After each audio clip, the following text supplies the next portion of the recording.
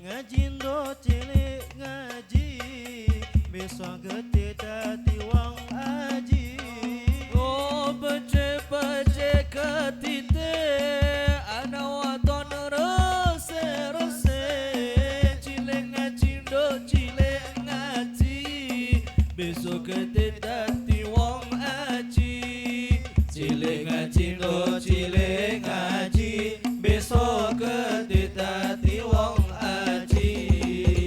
Sholli wa sallim daiman ala mada. Sholli wa sallim daiman ala mada. Wal ali wal ashabi man qad wahada. Wal ali wal ashabi man qad wahada.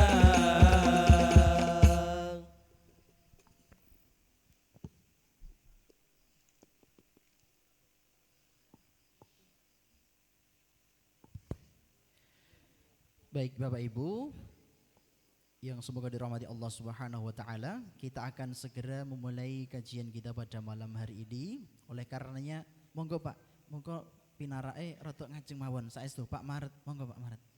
Rada ngajeng mawon saestu. Nggih, Pak Maret lan sak piturute. Monggo Pak. Nggih, disekecakaken nggih Bapak Ibu sekalian. Kita mulai bismillahirrahmanirrahim. Assalamualaikum warahmatullahi wabarakatuh.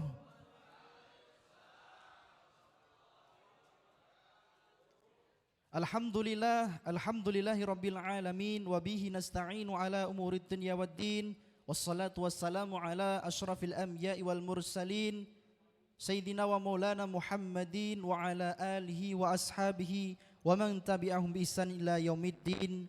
Asyhadu an la ilaha illallah wahdahu la syarikalah wa asyhadu anna Muhammadan abduhu wa rasuluh shadiqul wa'dil amin. Faya ayyuhal hadirun ittaqullaha haqqa tuqatih wa la tamutunna illa wa antum muslimun. Shadaqallahul azim. Yang terhormat panjenenganipun Al-Mukarram Ustadz Hari Trisdanto LC selaku pembina Pondok Pesantren Ar-Royan Pacitan, juga sebagai Dewan Kiai Pondok Pesantren Ar-Royan dan pemateri pada acara kajian Noto Ati malam hari ini. Yang kami hormati terutama para sesepuh Pondok Pesantren Ar-Royan, mobil khusus ada Pak Marianto, Pak Pribandi, ada Pak Triyono, juga yang kami hormati segenap jajaran Dewan Asatizah wal Ustadzat Pondok Pesantren Ar-Royan yang semoga dirahmati Allah Subhanahu wa taala. Yang kami hormati para pengurus Yayasan Babu Royan Pondok Pesantren Ar-Royan, yang kami hormati Bapak, Ibu yang sudah hadir pada malam hari ini. Ada mungkin dari para takmir masjid yang sampun rawuh pada malam hari ini, sugeng rawuh kami ucapkan sekali lagi wonten Pondok Pesantren Ar-Royan Pacitan. Yang kami hormati juga yang berbahagia para santri, mahasantri, tim Hadroh Sabilul Jannah yang malam hari ini sudah memeriahkan ataupun juga sudah tadi bersamai di awal acara kajian Noto Ati. Bapak Ibu yang semoga dirahmati Allah Subhanahu wa taala, kembali kita marilah bersyukur kepada Allah Subhanahu wa taala karena dengan ridhonya, karena dengan nikmatnya kita saat ini bisa berkumpul, bermajelis bersama-sama, kemudian kita bersama-sama mencari ilmu yang semoga Allah Subhanahu wa taala menuntun hidup kita, menata hati kita layaknya acara kita pada malam hari ini, yaitu kajian Noto Ati. Semoga Allah Subhanahu wa taala memberikan kepada kita semuanya hidayah, inayah, sehingga kita semuanya nanti bukan hanya dikumpulkan di sini saja Bapak Ibu sekalian, namun semoga kita semua nanti bisa berkumpul di surganya Allah Subhanahu wa taala. Amin. Batang bukan sembarang batang. Batang lurus tinggi menjulang. Kehadiran Bapak Ibu kami sambut dengan hati yang senang. Tak lupa kami haturkan selamat datang. Selamat datang Bapak Ibu sekalian. Kami ucapkan pokoknya di Pondok Pesantren Ar-Royan. Kemudian kita berselawat kepada Nabi kita, Nabi Muhammad sallallahu alaihi wasallam. Bapak Ibu hadirin, boleh ya saya malam hari ini ben tambah semangat, karena ben semangat saya meminta semangatnya kita yang luar biasa pada malam hari ini. Oleh karena itu kalau dalam ngomong kajian noto ati panjenengan jawabe ilmu manfaat dunia akhirat. Ngoten nggih Bapak Ibu nggih? Gen ojo ngantuk, karena tadi tak delok Pak Topo pun ngantuk wae ning awal. Maka Pak Topo pun ngantuk, dereng kan ngantuk sih. Nggih, saya mulai Bapak Ibu sekalian. Tadi ya ilmu manfaat dunia akhirat. Santri juga semangat semuanya ya. Biar kita tambah istiqomah semangat pada malam hari ini. Kajian noto ati. Kurang Bapak Ibu. Napa buktine? Iki tiang-tiangnya dereng getar. Mungkin lah niki tiangnya sampai getar berarti pun semangat. Saya ulangi sekali lagi. Kajian noto ati. Alhamdulillah Bapak Ibu sekalian, semoga dengan semangat kita pada malam hari ini juga menjadikan kita mendapatkan berkah yang berlimpah-limpah turah-turah. Amin. Acara pada malam hari ini saya sebagai pembawa acara yang akan memandu jalannya acara dari awal hingga akhir nanti. Rundown acara yang pertama pembukaan, acara yang kedua qiraatul Quran, acara yang ketiga kajian dengan tema membangun keluarga sakinah bersama Ustadz Hari Trisdianto. Acara yang keempat tanya jawab atau diskusi, acara yang kelima doa, dan acara yang keenam penutup. Hadirin yang semoga dirahmati Allah Subhanahu wa taala. Marilah kita buka acara pada malam hari ini dengan membaca basmalah bersama-sama. Bismillahirrahmanirrahim. Acara selanjutnya qiraatul Quran pada malam hari ini spesial Bapak Ibu, insya Allah akan dilantunkan oleh saudara Faiz Hamzah, mahasantri baru Ma'had Ali Mulazamah. Kepada saudara Faiz Hamzah disilahkan.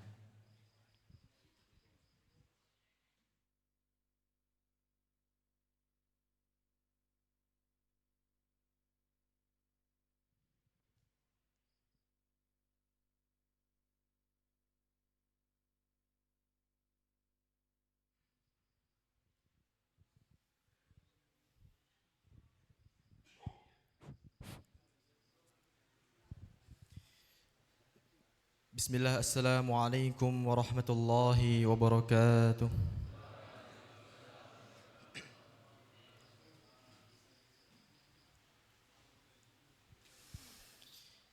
A'udzu billahi minasy syaithanir rajim.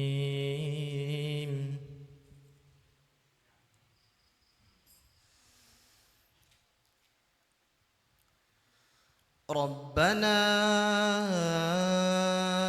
إنهن أضللن كثيرا من الناس فمن تبعني فإنه مني ومن عصاني فإنك غفور رحيم ربنا إني أسكنت من ذريتي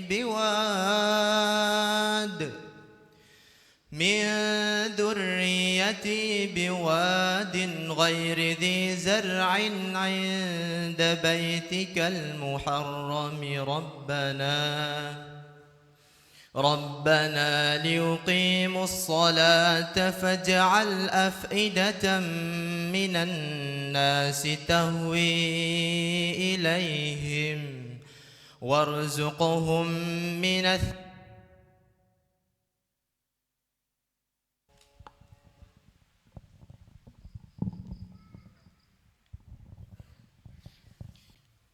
ربنا إنك تعلم ما نخفي وما نعلن وما يخفى على الله من شيء في الأرض ولا في السماء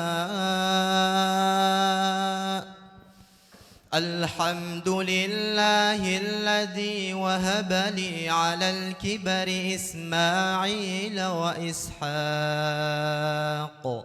إن ربي لسميع الدعاء رب اجعلني مقيم الصلاة ومن ذريتي ربنا وتقبل دعاء ربنا اغفر لي ولوالدي وللمؤمنين يوم يقوم الحساب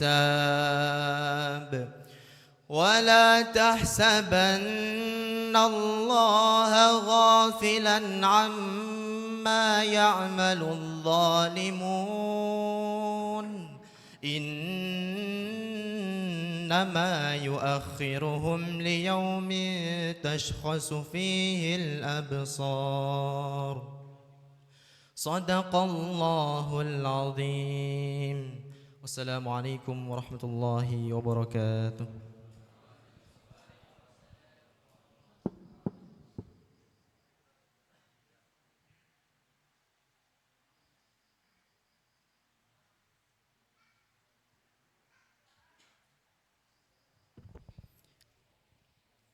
Baik, jazakallah khair disampaikan kepada saudara Faiz Hamzah kelas Ma'had Ali Mulazamah kelas 1 Bapak Ibu, yaitu santri mahasantri baru. Mas Faiz asalnya dari mana? Dari Lampung Bapak Ibu nggih. Lampungnya Metro.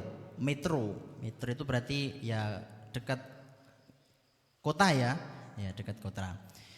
Baik, alhamdulillahirabbil alamin. Dengan bacaan ayat suci tadi, ayat suci Al-Qur'an tadi Bapak Ibu, semoga menambahkan keimanan dan juga ketakwaan kita kepada Allah Subhanahu wa taala, menggetarkan hati kita.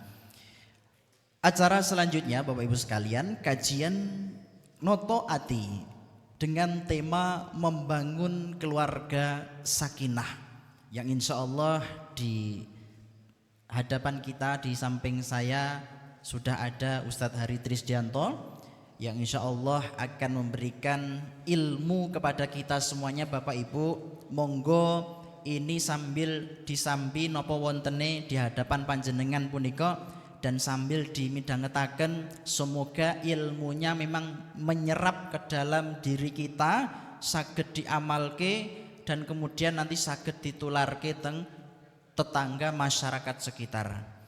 Dan marilah kita simak bersama-sama kajian Noto Ati bersama Ustadz Hari Trisdianto LC, Dewan Kiai Pondok Pesantren Tahfizul Quran Ar-Rayyan Pacitan. Kepada beliau disilahkan, monggo Ustadz. Bismillahirrahmanirrahim. Assalamualaikum warahmatullahi wabarakatuh.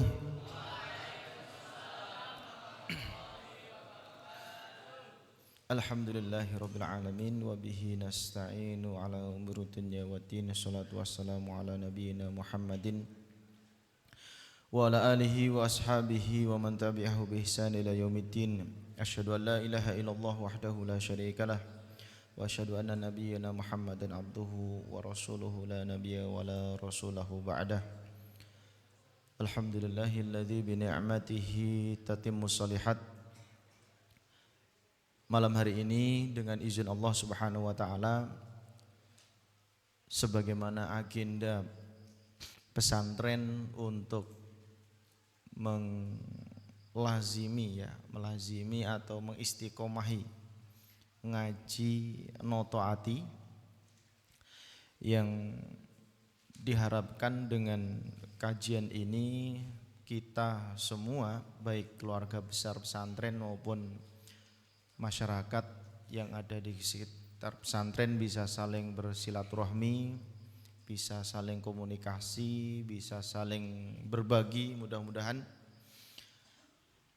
harapan besar kami bahwa semoga apa yang menjadi cita-cita besar daripada pesantren ini bisa memberikan kemanfaatan dari lingkungan masyarakat terdekat sampai terjauh, yang kemanfaatan tersebut mungkin secara tidak langsung akan terasa dari aktivitas yang berlangsung dari para santri, dari para ustadz, dari mungkin sebagian para tamu atau sebagian para donatur yang tidak sedikit sudah melibatkan dirinya untuk bersama-sama membawa yang insyaallah ta'ala nama baik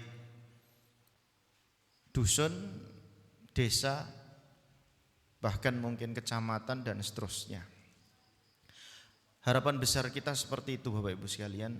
Semoga nama baik ini tetap kita jaga, kita istiqomahkan, bahwa dari tempat terpencil ini lahir anak-anak soleh, lahir generasi-generasi bangsa yang nanti bisa memberikan kebaikan yang banyak, bisa memberikan manfaat yang banyak. Intinya berbagi manfaat dan terus berbagi manfaat.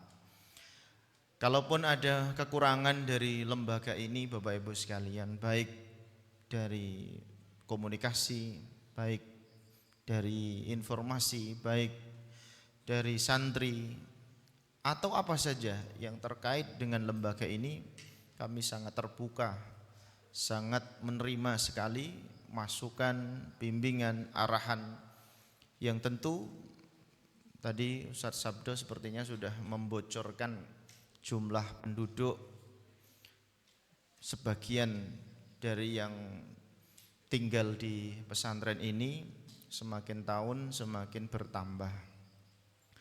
Maka tentu komunikasi ini harus semakin intensif Bapak Ibu. Komunikasi kita dengan sama tokoh agama, pemerintah daerah setempat harus semakin dikuatkan, karena semakin banyaknya penghuni, semakin banyaknya santri, tentu harus semakin banyak para pihak-pihak terkait yang harus terlibat untuk memberikan kenyamanan, keamanan bagi anak-anak kita. Dan di tahun ini Bapak Ibu sekalian, tidak sedikit program yang sedang dijalankan oleh pesantren ini, tidak hanya yang ada di sini, tapi juga ada di Banjarjo, ada di Peloso, ada di Mbarean, dan ini mau dimulai juga di Jalan Cokro di Pacitan Kota. Itu semua program-program yang sedang berjalan di bawah arahan maupun akses para asatidzah maupun ustadzat yang ada di pesantren ini, sehingga banyak sekali menguras energi, banyak sekali pekerjaan-pekerjaan yang mungkin panjenengan ada sebagian yang tahu, ada yang sebagian yang belum tahu. Yang mudah-mudahan kegiatan malam hari ini adalah salah satu wasilah kita untuk menyampaikan informasi tersebut. Kemudian Bapak Ibu sekalian, yang kedua, salawat dan salam senantiasa kita hatur curah limpahkan kepada junjungan kita Nabi besar Muhammad sallallahu alaihi wasallam, kepada keluarga kita, kepada keluarga Nabi sallallahu alaihi wasallam, kepada sahabatnya, kepada tabi'ut tabi'in dan seluruh kaum muslimin yang membersamai beliau, ajaran beliau, yang memperjuangkan syariat ini hatta yaumil qiyamah. Dan semoga kita semua mendapatkan syafaatul ulma yaumil qiyamah. Amin. Yang kami hormati para tokoh masyarakat, saya meresani Pak Yoto, Masya Allah. Sehat Pak Yoto? Masya Allah. Pak Juwair, alhamdulillah. Pak Zainuddin, sehat. Masya Allah, ini takmir Ustaz. Ini Masya Allah beliau. Dan nah ini tidak lupa ya, Ketua Bawaslu kita ya, senantiasa membersamai ya. Oh iya, pertanyaan sudah disiapkan katanya Mas. Oh iya. Oh gitu. Ya sudah, berarti langsung pertanyaan mawon berarti. Nggih, Masya Allah, matur suwun. Ada Masya Allah, beliau juga sudah hadir di sini, Pak Tomo, kemudian Pak Maret, Masya Allah, dan seluruh kaum muslimin. Pak Win nggih hadir, alhamdulillah. Nggih, ini beberapa takmir ada yang izin tadi Ustaz, beberapa takmir ada yang izin, beberapa tokoh juga ada yang izin karena sakit, Ustaz. Kalau sakit ya nggak bisa dipaksa untuk hadir. Alhamdulillah Bapak Ibu sekalian, matur suwun atas kerawuhannya. Ibu-ibu juga seperti itu yang tidak bisa kita sebut satu persatu. Mudah-mudahan panjenengan sedaya sehat, rezekinya lancar, ya, diganti semua waktu harta yang panjenengan sempatkan di malam hari ini menjadi kebaikan bagi panjenengan dan keluarga panjenengan. Bapak Ibu, kita mengutip sebuah ayat. Allah Subhanahu wa taala berfirman dalam surat Ar-Rum ayat 21, A'udzubillahi minasyaitonirrajim. Wa min ayatihi an khalaqalakum min anfusikum azwaja litaskunu ilaiha wa ja'ala bainakum mawaddatan wa rahmah inna fi dzalika laayatin liqaumi yatafakkarun. Ya, jadi slide-nya bisa dinampakkan Ustaz. Slide-nya. Ya, jadi Allah Subhanahu wa taala berfirman dalam surat Ar-Rum ini, ya, ini sebenarnya materi kita ini kalau santri ini kelas Mahat Ali pun kelas 2. Nah, ini Madrasah Aliyah kelas 1 sudah meraih keluarga sakinah. Gimana Ustaz ini? Madrasah Aliyah kelas 1 materinya meraih keluarga sakinah. Ya, jadi nanti enggak apa-apa ya, materinya agak tinggi sedikit. Ya, insyaallah. Jadi Allah Subhanahu wa taala berfirman di dalam surat Ar-Rum, langsung ke ayatnya coba dicari slide ke bawah. Dan di antara tanda-tanda kebesarannya ialah Dia Allah Subhanahu wa taala menciptakan pasangan-pasangan untukmu dari jenis dirimu sendiri, ya, agar kamu cenderung dan merasa tentram kepadanya. Dan Dia menjadikan di antara kamu rasa kasih dan sayang. Sungguh pada yang demikian itu benar-benar terdapat tanda-tanda kebesaran Allah bagi kaum yang berfikir. Allah Subhanahu wa taala menyebutkan di dalam ayat ini kalimat ya anna khalaqalakum min anfusikum azwaja, bahwa Allah Subhanahu wa taala sesungguhnya telah menciptakan, ya, dari kalian min anfusikum, dari diri kalian sendiri, azwaja. Azwaja itu artinya berpasang-pasang. Jadi ketika mengingat kalimat ini, berpasang-pasang ini, maka para fuqaha menjelaskan berpasang di sini adalah syariatun nikah atau syariat berupa menikah. Ya, dan menikah tersebut ternyata Bapak Ibu sekalian tidak hanya sebagai fenomena yang kita lihat di masyarakat kita sebagai ritual-ritual atau kebiasaan-kebiasaan yang mana ada sebagian yang ingin menjalin silaturahmi, ada sebagian yang ingin menambah relasi, ada sebagian yang ingin menambah kekayaan, ada sebagian yang ingin menambah jabatan, ada sebagian yang ingin menambah keturunan.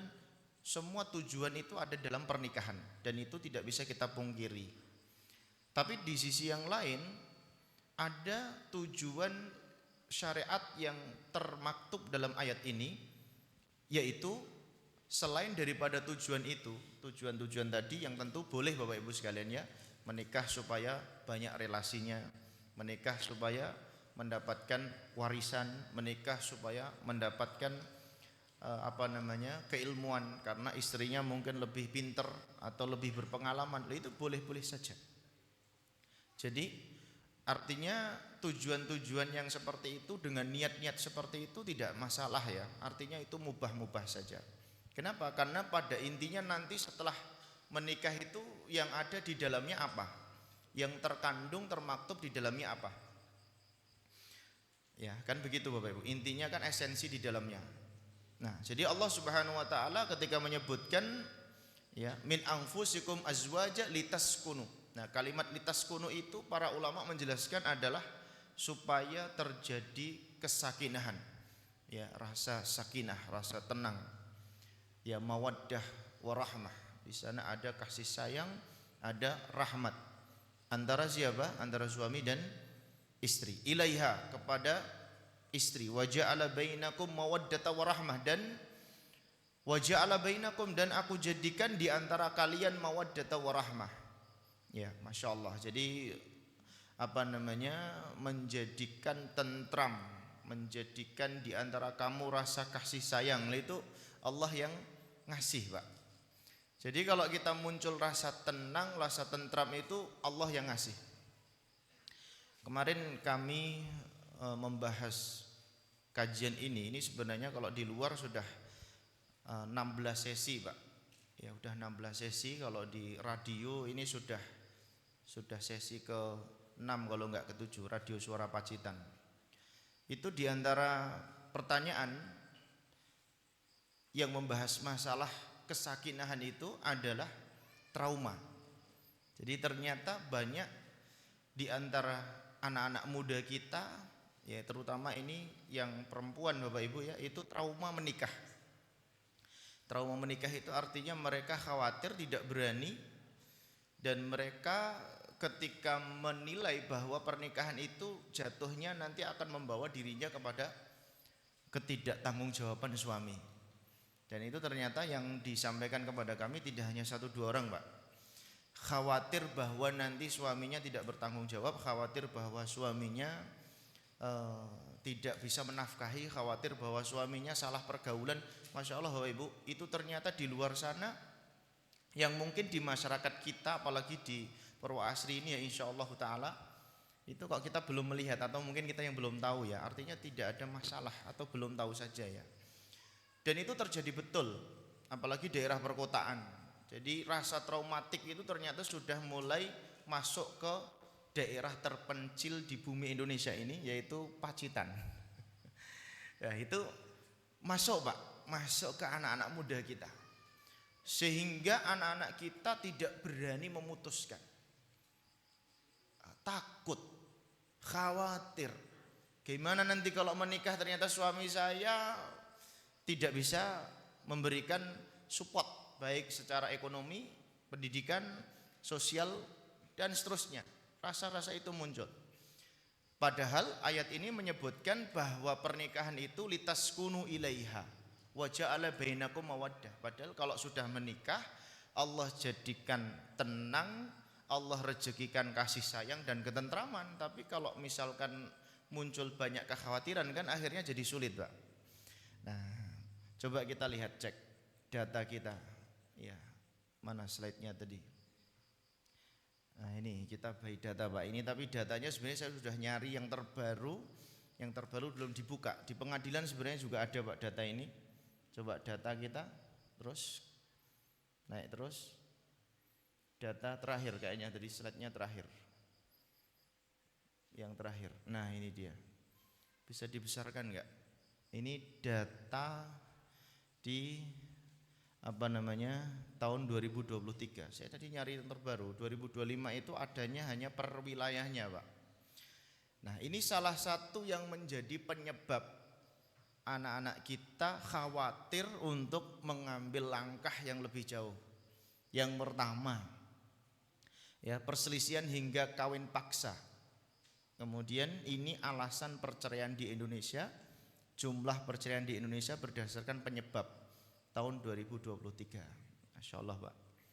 Jadi perselisihan pertengkaran 251.828 kasus. Ini cerai betul, Pak. Jadi ini yang diajukan ke pengadilan. Masalah ekonomi ada 108.488. Meninggalkan pasangan, tinggal lari. Jadi suami lari kabur. Ya, ini ada 34.322. Ada KDRT, kekerasan dalam rumah tangga. Ada mabuk, ada judi, ada murtad, dihukum penjara, zina, poligami, madat, kawin paksa, cacat badan, subhanallah. Ini Bapak Ibu data statistik yang dirangkum di pengadilan negeri maksudnya. Ya tentu informasi ini dari pemerintah pasti Bapak Ibu, karena sumber ini ada Mahkamah Agung Dirjen Badan Peradilan Agama tahun 2024. Di bawahnya ada, Pak. Ini yang terdaftar. Belum lama kemarin saya ngobrol dengan kepala KUA yang ada di Kebon Agung pas kita ada acara. Kemudian bagaimana menurut panjenengan pendapat kasus yang terjadi di lapangan ketika kita mendapati satu titik di mana para kiai, di mana para ustadz, di mana para tokoh agama tidak bisa lagi menyelesaikan masalahnya. Terus kemudian beliau cerita, Ustadz, saya itu ada kasus yang baru saja saya selesaikan. Pripun, gimana kasusnya? Jadi kita bertemu juga di satu titik di mana ilmu agama harus saya bela dan saya menangkan meskipun saya tidak sepakat dengan keputusan pengadilan. Oh, padahal sudah membawa pengacara. Iya, Ustaz, sudah membawa pengacara. Tapi saya tetap mengangkat ilmu agama. Tetap kita menangkan ilmu agama meskipun di pengadilan tidak sepakat dengan apa yang saya sampaikan. Oh gitu, kasusnya gimana, Ustaz? Baik. Kasusnya adalah di buku nikah kita itu Bapak Ibu sekalian. Nah, ini kan buku nikah adik-adik kita belum tahu ya. Buku nikah warnanya apa kira-kira? Ya. Yang putih itu ya. Buku panduan belajar gitu. Kata Mas Agus kuning katanya. Nah, jadi di buku nikah itu kan sudah ada ini Pak ya, sighoh taklik. Nah, coba jenengan murojaah di bukunya masing-masing ya. Di belakang itu ada sighoh taklik, bahkan kalau pernikahan hari ini itu dibacakan oleh KUA ya saudara. Dibacakan oleh KUA, kita suruh menirukan. Ya. Kemudian di antara klausa sebutannya di sana harus ada nafkah. Artinya ketika seorang suami meninggalkan nafkah daripada istri selama 6 bulan, maka istri diperbolehkan untuk mengajukan gugatan cerai. Jadi mengajukan ke pengadilan untuk diajukan gugatan cerai. Nah, kemudian setelah itu dari klausa ini kata beliau ada kejadian nyata bahwa suami ini pergi merantau. Setelah itu semua kebutuhan berupa, namanya merantau kan berarti batinnya kan mungkin kurang Pak ya. Tapi zahirnya, lahirnya kan bisa tersupport terus. Artinya nafkah setiap bulan itu terkirim dengan sempurna. Artinya akses untuk nafkah lahirnya itu bisa terpenuhi. Kemudian istri juga tidak ada masalah. Artinya memang saling meridhoi. Intinya suami pergi silahkan, nafkah dipenuhi, alhamdulillah jalan. Entah berapa lama kemudian terjadi ya namanya kehidupan Mbak ya. Ada di antara keluarga yang mungkin menfitnah, mungkin memberikan kekhawatiran kepada istri ini, yang akhirnya istri tersebut apa? Terpengaruh. Istri ini terpengaruh, terbawa oleh fitnah yang dibawa daripada keluarganya itu, akhirnya istri itu mengajukan gugatan cerai di pengadilan. Sampai di pengadilan, pengacara yang dibawa oleh istri ini memenangkan apa data yang dibawa di sana, yang akhirnya diputuskan cerai. Masya Allah Pak. Padahal dari awal mereka berdua sepakat bahwa suami pergi merantau, ternyata ada seruang-seruing dan seterusnya yang mengakibatkan ada gugatan cerai dan kaget akhirnya bertemu. Dan setelah itu keputusan pengadilan memutuskan bahwa diputus cerai. Setelah itu kemudian ini beliau itu manggil, duduk bareng. Sudah, ini keputusan pengadilan seperti ini, sudah ada pengacara. Sampean berdua bagaimana? Saya masih ingat banget. Beliau mengatakan seperti itu. Sampean berdua bagaimana? Masih sama-sama suka apa tidak? Yo masih, sebenarnya kami itu tidak ada masalah. Cuman kok ada kabar A, B, C, D yang bikin seperti ini, kemudian hidup kita jadi berantakan. Ya sudah, ini kabar dinyatakan tidak valid. Kalau memang valid dan kalian tidak ada masalah, ya udah. Masih mau lanjut apa tidak? Kami masih mau lanjut. Ya sudah, balik kono mulai katanya. Jadi ini peradilan kita ambil saja, kalian berdua pulang jadi suami istri yang sah lagi. Masya Allah Pak. Itu dia. Ada kata beliau, saya ya berat ini harus berhadapan dengan pengadilan, tapi di sisi lain saya tidak mau ada keluarga muslim yang cerai. Masya Allah. Itu Pak. Jadi mewujudkan sakinah itu tidak mudah Pak. Yang pertama tadi ada unsur traumatik. Yang kedua, terkadang di sisi yang lain kita menghadapi situasi kondisi yang mana ketika di lingkungan kita tidak bisa mengantarkan kita kepada kebaikan, itu bisa benar terjadi seperti itu. Alhamdulillah ini mendapatkan ketua KUA yang soleh, yang bisa mengambil hikmah dari peristiwa tersebut. Kemudian berikutnya Bapak Ibu sekalian, kita kembali ke ayat tadi. Allah Subhanahu wa taala ketika menginginkan bahwa mawaddah warahmah itu diberikan kepada keluarga kita, apakah kemudian keluarga kita itu langsung mawaddah warahmah? Ternyata tidak Bapak Ibu. Memunculkan mawaddah warahmah, rasa kasih sayang, rasa saling pengertian, rasa perhatian, rasa saling memiliki bahasanya qanaah, neriman. Itu ternyata tidak gampang dan tidak mudah. Maka di sini ada kiat-kiatnya. Kita agak percepat Bapak Ibu. Kenapa seperti itu? Karena ini sudah senior kami. Ini yang datang ini sudah punya cucu semua. Yang ngisi baru punya 2 anak. Itu kan secara mental ini kalau ya kata Mas Agus ya nguyai segoro ya, Masya Allah ya. Jadi kita percepat saja teorinya, nanti lebih ke diskusi kasusnya saja kan gitu.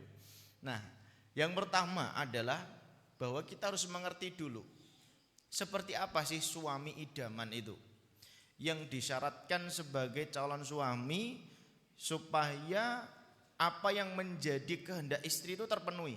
Coba dibuka slide-nya. Ini slide-nya kok ngilang-ngilang terus ini ya. Syarat yang pertama, calon suami adalah ikhtiar. Ya, mana ikhtiar? Iya, santri kita ada yang namanya ikhtiar Pak, ini ceritanya. Ya, calon kita ya, calon suami kita insyaallah. Jadi yang pertama ini ikhtiar Pak. Ya, ikhtiar itu artinya adalah kesadaran.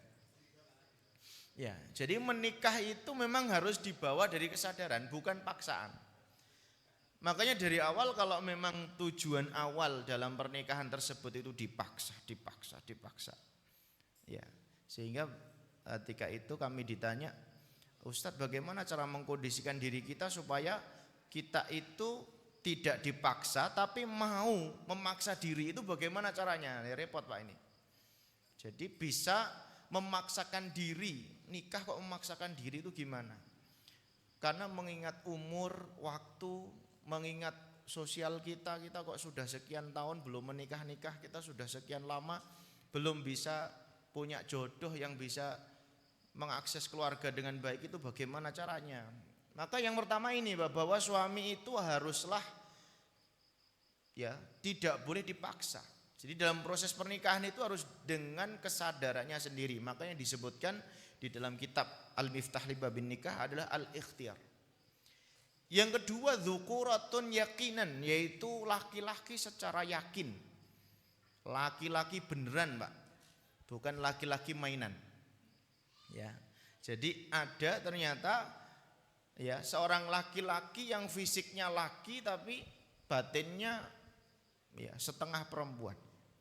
Setengah perempuan itu artinya dia tidak memiliki keberanian di dalam memutuskan, tidak memiliki keberanian di dalam mendidik. Lah itu bermasalah Pak. Bahkan yang lebih dari itu benar-benar terjadi ya ininya ya fisiknya laki-laki tapi dia mengikuti pergaulan perempuan. Ya, mengikuti pergaulan perempuan. Kami itu tahu benar-benar Pak, itu bencong ya Ustaz ya. Tahu benar-benar bencong itu ketika di Jakarta ya, jam 1:30 malam kalau nggak salah ya. Itu berseliweran di jalan Pak. Ya 1:30 malam, Masya Allah. Ternyata kayak gini ya wujud aslinya gitu Pak. Jadi yang sebelumnya kita hanya melihat dari televisi, dari media sosial, ini benar-benar melihat aslinya. Oh ini yang masuk media itu. Ya pantesan aja kalau misalkan ternyata kepake di sini ya, benar-benar dipakai Pak. Jadi para bencong itu laris juga Pak. Ya bencong kok laris ya. Ya jadi kan menurut kita kan aneh itu. Tapi ternyata itu juga menjadi permasalahan, bagaimana ketika dia taubat, bagaimana ketika dia ingin mencari jati dirinya, saya tidak mau seperti ini lagi, saya sudah cukup, saya ingin kembali ke jalan yang benar. Ya ini harus ditentukan Pak. Laki-laki secara yakin Wa ta'yinat, yaitu ditentukan calonnya. Jadi tidak boleh menikah itu calonnya enggak jelas. Calonnya siapa? Ya. Maka kalau misalkan ada sebagian dari yayasan Islam itu punya program namanya Biro Jodoh. Ya. Atau biasanya kiai-kiai pondok pesantren itu biasanya yang punya santriwati itu kalau ditanya, kiai saya pengen jodoh untuk diri saya sendiri, untuk anak saya. Ya sebentar tak carikan anak saya, mau enggak kan gitu. Biasanya gitu Pak. Jadi kalau nyari jodoh itu kalau sulit ya, maka jangan bingung. Ya ada yang bingung. Ya bingung, Ustadz gimana nih, saya sudah 30 tahun nyari jodoh enggak ada nemu. Sudah 40 tahun enggak laku-laku. Nah, kamu nyarinya di mana? Kalau nyarinya di pasar kelapa ya enggak dapat. Ya, kamu pergi ke kiai saja, tanya sama beliau ada enggak yang cocok buat saya. Oh, gimana syaratnya? Yang pertama cantik, bagus. Yang kedua kaya, wah cantik, kaya. Yang ketiga pinter. Yang keempat sosialnya bagus. Yang kelima hafal Quran 30 juz. Masya Allah. Lah itu kalau ada ya buat kiainya sendiri kan gitu Mas. Jadi ketika kita dicurhatin masalah seperti itu, ada kendala-kendala ternyata bahwa usia 30 ke atas itu Bapak Ibu. 30 ke atas ya, jadi 30 di atasnya lagi. Itu sebagian kekhawatiran bukan lagi di perempuan, tapi kekhawatiran muncul di laki-laki. 30 ke atas.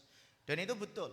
30 ke atas muncul kekhawatiran. Artinya yang kami sampaikan ini bukan mutlak Pak ya. Tetap ada di antara panjenengan mungkin juga iya, atau kita juga sama, bahwa tetap akan ada yang menikah di atas usia 30.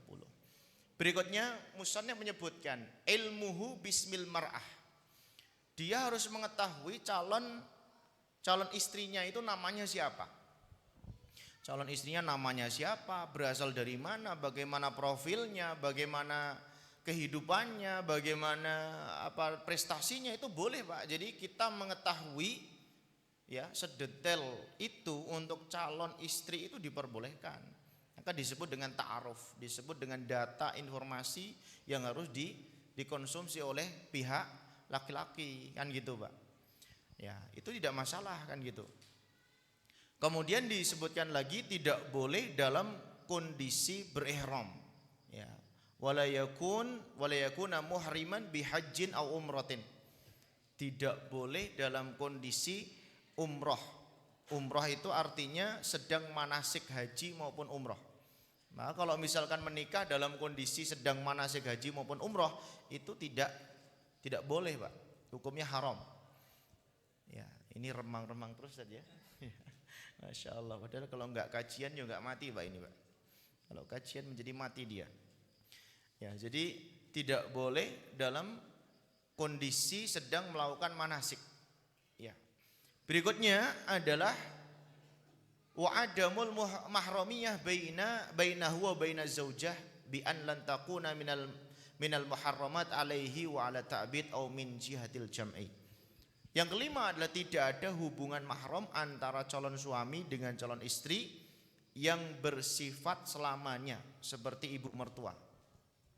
Jadi kalau misalkan seorang suami sudah cerai dengan istrinya, kemudian ya mantan suami ini menikahi ibu mertuanya, ya maka itu tidak diperbolehkan. Ya, ini listriknya nggak bisa. Oh ya, monggo. Ya, jadi tidak diperbolehkan Bapak Ibu. Jadi kalau misalkan ada suami istri, ya, kemudian dari suami istri ini terjadi perceraian, kemudian si mantan suami itu menikah dengan ibu mertuanya, maka itu tidak diperbolehkan. Kenapa Bapak Ibu? Karena ini merupakan mahramiyah ala ta'bid. Jadi kalau kita menikah itu Bapak Ibu sekalian, maka ibu mertua kita itu akan menjadi mahram kita selama-lamanya, meskipun sudah cerai dengan istri. Ya. Kami mendapatkan cerita itu kaget juga Pak. Kagetnya luar biasa. Kaget gimana? Jadi ada sepasang suami istri ya, sepasang suami istri yang mana istrinya itu ternyata disukai oleh bapaknya sendiri. Bapaknya sendiri. Jadi bapak dari istrinya itu. Jadi bapak suka sama anak. Nah, ini kejadian nyata ini Bapak Ibu, Masya Allah. Nah gimana ceritanya? Saya nggak tahu sudah. Ya, saya juga bingung gitu. Nah terus sekarang gimana? Ya sekarang ikut bapaknya loh. Jadi istrinya ini ikut bapaknya, bapak kandung loh ini Bapak Ibu. Ikut bapak kandungnya, dibawa terus entah gimana kabur. Padahal dia sudah dinikahkan dengan suaminya. Masya Allah Bapak Ibu. Itu terjadi nyata dan orangnya bertemu dengan kami curhat, ini gimana kalau seperti ini? Nasib keluarga saya bagaimana? Loh nggak boleh toh Pak. Loh saya juga tahu kalau ini nggak boleh, tapi saya nggak ngerti juga. Terus kemudian yang minta juga bapaknya sendiri, saya mau berbuat apa? Masya Allah. Itu terjadi. Bapak Ibu, jadi ternyata yang mungkin di hadapan kita, di masyarakat kita seperti itu tabu, tapi ternyata ada sebagian dari saudara kita yang mengalaminya. Dan itu luar biasa Pak, berat dan sulitnya.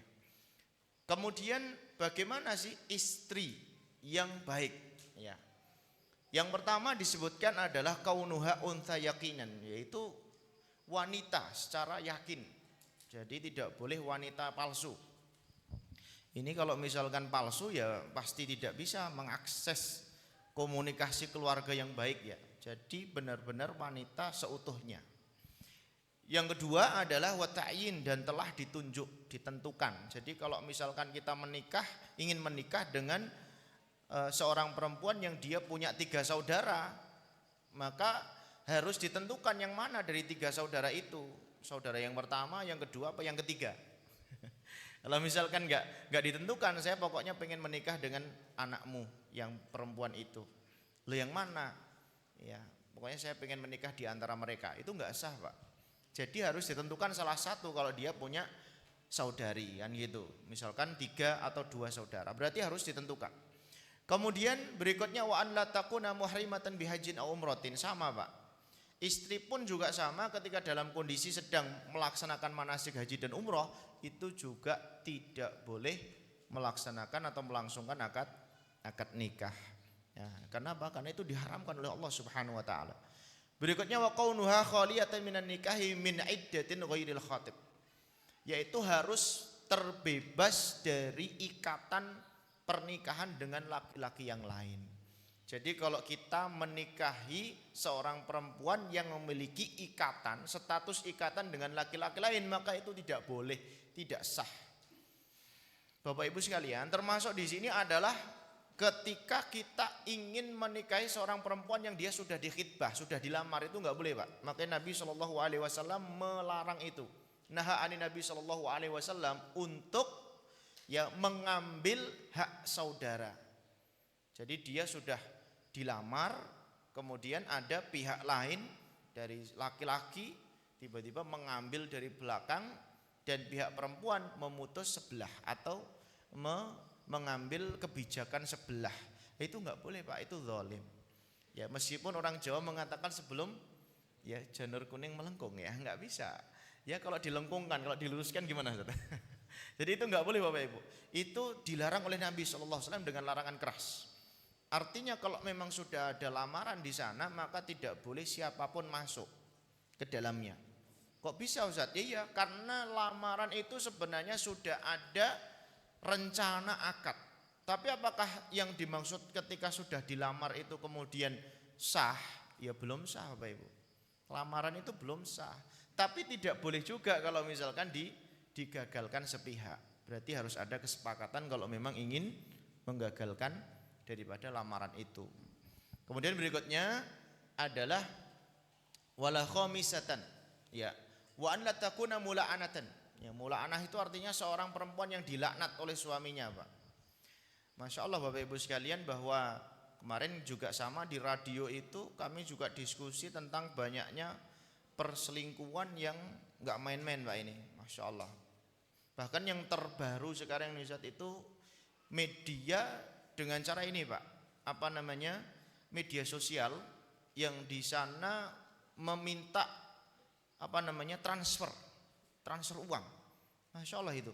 Ternyata sekarang ini media sosial ini tidak hanya sisi positif yang harus kita syukuri Pak, tapi harus ada kehati-hatian dari sisi negatifnya. Kenapa? Karena banyak sekali keluarga yang bercerai-berai, banyak sekali keluarga yang rusak, banyak sekali anak-anak kita yang tercemari, banyak sekali anak-anak ya putri maupun putra kita yang tidak bisa menentukan kebijakan dan arah hidup gara-gara media sosial.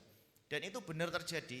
Di antaranya adalah kasus yang terbaru ini, bahwa terjadi penipuan yang sungguh besar, yaitu berupa hipnotis. Ya, Masya Allah, hipnotis yang gede-gedean Bapak Ibu sekalian.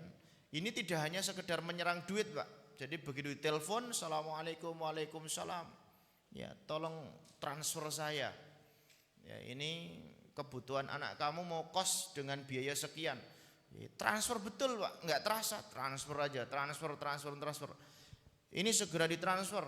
Kalau tidak, maka istri kamu akan bermasalah, ditransfer dia. Masya Allah. Dan itu banyak sekali. Makanya kemudian ya kami sampaikan ya di majelis itu, ya maka salah satu di antara keuntungannya adalah ketika ya kita di dalam rekening kita itu nggak ada isinya Pak gitu ya. Jadi suruh transfer ya nggak ada ya. Nggak bisa ditransfer sama banknya. Kenapa? Karena nggak ada isinya. Bapak Ibu sekalian, itu terjadi dan nyata, lagi-lagi itu nyata. Nah, jadi berikutnya ini adalah bagaimana seorang istri yang calon istri yang tidak dilaknat oleh suaminya. Bahaya Pak. Jadi kalau sudah melaknat itu berarti adanya kasus besar yang terjadi pada istri. Apakah itu penipuan, apakah ketidaktaatan, apakah terjadi perselingkuhan, apakah terjadi kebohongan, itu pasti. Maka yang seperti itu tidak boleh dilangsungkan akad nikah. Kemudian berikutnya Bapak Ibu sekalian adalah ya disebutkan di sini wala khamisatan in kana zaud hurran. Tidak boleh calon istri adalah istri kelima. Jadi kita itu Bapak Ibu, Bapak ya, ini hanya dikasih kuota 4 saja. Fankihu ma tabalakum minan nisa'i mathna wa thulatha waruba. Jadi yang pertama 2 dulu Mas ya. Jadi menikahlah 2, baru 3, baru 4. Kalau misalkan ada kekhawatiran baru 1, berarti kita ini termasuk orang yang khawatir. Enggak apa-apa ya. Dalam Al-Qur'an disebutkan ya fa in khiftum, ya jika engkau khawatir, jika engkau takut, ya tidak adil. Ya memang benar. Adil itu ternyata nggak mudah ya, Masya Allah. Untuk adil, kita punya 2 anak bisa adil aja susah ya, apalagi istri, belum anaknya lagi. Itu lebih susah daripada adilnya bersama dengan santri ya. Kalau adilnya sama santri gampang, kasih roti 1, roti 2, 3, 4 selesai. Ya, kamar dibagi rata selesai, makan dibagi rata gampang Pak. Kalau adilnya santri gampang. Ya adilnya masyarakat kita insya Allah juga tidak begitu sulit. Tapi adilnya istri Bapak Ibu itu nggak main-main Pak, susah sekali. Ya bahkan kami itu mendapatkan cerita Ustadz bagaimana hukumnya. Pak, ini yang saya ceritakan ini dari sekian puluh atau sekian ratus konsultasi Pak ya ini. Jadi Ustadz bagaimana hukumnya jika saya menikah yang kedua kalinya, kemudian sampai saat ini saya tidak bisa bertemu dengan saya tidak bisa nginep Pak. Tidak bisa nginep di istri kedua saya. Kenapa? Karena kalau saya nginep di istri kedua saya, maka istri pertama saya ngancam. Bayangkan Pak, ini 2 loh. Ya, jadi nikah 2, kemudian ketika mau nginep ya, suami ini mau nginep di istri kedua, maka suaminya bilang, istri yang pertama bilang, kalau kamu nginep saya minta cerai. Wah, pripun ini Bapak Ibu, saya itu. Jadi kalau kamu nginep di istri kedua saya minta cerai. Akhirnya dilayani oleh suaminya, ya sudah kalau begitu saya nggak nginep. Akhirnya yang terjadi akhirnya si suami ini pergi ke rumah istrinya hanya pagi sampai sore, malam pulang. Ya Allah, padahal itu luar kota dan jaraknya jauh. Pagi sampai sore, malamnya pulang, pagi sampai sore, malamnya pulang. Dan itu luar kota, jarak jauh, tempuh 3-4 jam. Kan luar biasa berat Pak ternyata. Ya, tapi ada juga yang gara-gara menikah dua ini, ya, yang sebelumnya nggak bisa nyopir mobil jadi bisa nyopir mobil. Masya Allah. Jadi biasanya diantar ya. Kalau saya ini kan pergi kemana-mana diantar terus. Ya kan pergi ke Solo aja diantar. Ya, ini gara-gara menikah dua ini akhirnya mobil pun disetir sendiri gara-gara nikah dua. Nah, jadi kalau kita pengen bisa nyetir mobil sendiri adalah harus menikah lagi. Masya Allah. Jadi sampai seperti itu. Ya, tapi itu bukan urusan menikahnya ya. Nah, jadi wala khamisatan ingkana zauju hurran. Jadi tidak boleh calon istri itu istri kelima. Nah, Bapak Ibu sekalian, itu adalah yang harus kita sampaikan dari segi fikih. Kemudian dari segi biologis bagaimana? Nabi SAW, Bapak Ibu sekalian, itu pernah menceraikan istrinya setelah malam hari beliau bertemu dengan istri yang sahnya itu dan didapatinya ada penyakit. Dan penyakit tersebut itu penyakit yang mengancam akan kematian dan menular. Ya, kalau dulu itu namanya kusta, Pak. Jadi penyakit kuning yang membahayakan. Maka saat itu Nabi SAW mempersilahkan untuk pulang, Pak. Itu padahal sudah sah dan sudah dinikahi. Ya. Jadi biologis itu diperbolehkan memang, Pak, dalam syariat untuk dikenal, untuk disampaikan. Jadi sebelum menikah itu hendaknya menyampaikan data informasi yang penting terkait dengan kesehatan dirinya. Nah, kalau sampai tidak disampaikan informasi itu dengan penting dan baik, kemudian terjadi informasi yang sebaliknya, maka itu membahayakan juga pasca pernikahan. Kenapa? Karena ada seorang suami yang mungkin sabar dan menerima kondisi itu sehingga dia bisa melanjutkan keluarganya sampai akhir. Ada sebagian suami yang tidak sabar, sehingga ketidaksabarannya itu terkadang kebijakannya itu kebijakan yang tidak menyenangkan. Ya, itu diantaranya. Makanya harus disampaikan dengan baik. Seperti apa sih yang terjadi pada dirinya, kan gitu. Berikutnya adalah bagaimana caranya, kan gitu Bapak Ibu.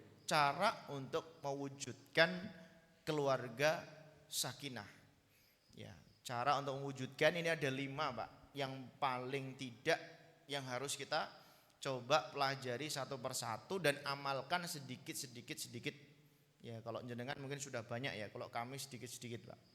Yang pertama adalah memperkuat pondasi agama.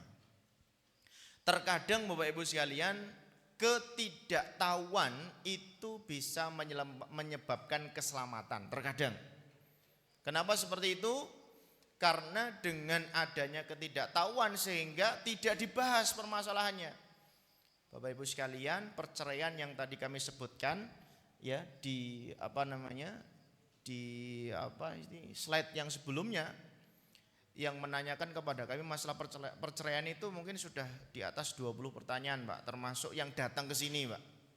Jadi datang ke sini itu tidak hanya pengajian, tidak hanya daftarkan santri, ya, tidak hanya konsultasi pendidikan, Pak, yang datang ke sini itu, tapi juga seorang istri, juga seorang suami yang mengeluhkan keluarganya.